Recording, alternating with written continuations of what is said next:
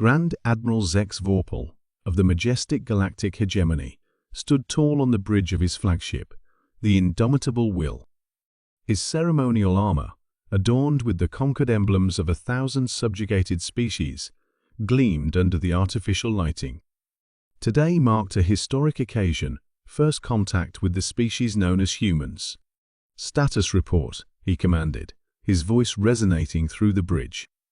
"All systems optimal, Grand Admiral," his first officer replied. "The diplomatic chamber is prepared for the human representatives. Our translators have analyzed their primitive communication systems and developed a compatible interface." Zex Vorpal nodded, his translucent cranial membranes pulsing with anticipation. The hegemony had spent decades studying this isolated planet, called Earth, before deciding to initiate contact. The humans were technologically inferior, but showed promise perhaps worthy of protected vassal status rather than immediate conquest. "And our military posture?" he inquired. 15 dreadnoughts positioned strategically around their planet, cloaking fields engaged. The humans remain unaware of our full presence. They believe only this flagship has arrived. "Excellent. Let them witness true power when the moment is right." As the human delegation shuttle approached the Indomitable Will, Dr. Eleanor Chen, Earth's leading xenobiologist, peered through the viewport at the massive alien vessel. "Impressive, isn't it?" remarked General Harris beside her. "Structurally, yes," Eleanor replied, adjusting her glasses. "But their propulsion system is peculiar, almost deliberately inefficient." The delegation, consisting of Eleanor, General Harris, diplomat Rajay Patel, and quantum physicist Dr. James Wong, docked with practiced calm.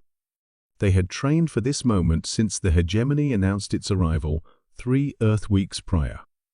Upon entering the diplomatic chamber, they found themselves surrounded by towering alien figures in ornate armor, with Zex Vorpal centered on an elevated platform. The chamber itself was a cathedral of intimidation, massive view screens displaying the hegemony's vast territories, trophies from conquered civilizations, and weapons of unimaginable design. "Welcome, humans," Zex Vorpal's translated voice boomed.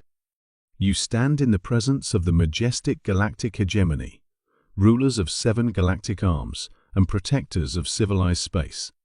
We have observed your species and deemed you worthy of formal introduction to the greater cosmic community." Raj stepped forward with a respectful bow. "We are honored by your attention, Grand Admiral. Humanity extends its hand in peaceful." Dr. Wong suddenly snorted, attempting to disguise it as a cough. The Grand Admiral's membranes darkened. "Does our presence amuse your scientist ambassador?" Before Raj could intervene, Dr. Wong looked up at the view screens displaying the hegemony's propulsion mathematics. "I'm sorry," he said, failing to contain a smile. "But is that seriously how you achieve faster-than-light travel?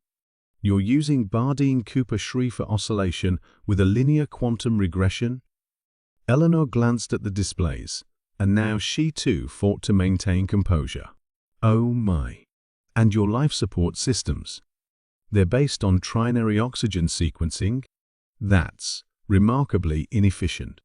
The hegemony officials bristled, their translucent membranes flashing with agitation. "Our technologies have conquered galaxies," First Officer Krilvor hissed. "What could primitive humans possibly know of such advanced science?" General Harris cleared his throat. "Perhaps a demonstration is in order? With your permission, we'd like to invite you to witness Earth's technological capabilities." 3 Earth days later, Zex Vorpal stood speechless on the observation deck of Earth's orbital platform Alpha. His membranes had gone completely white, an expression of shock in his species. Before him, Dr. Wong and a team of human engineers had dismantled and rebuilt one of the hegemony's advanced propulsion systems, improving its efficiency by 340%.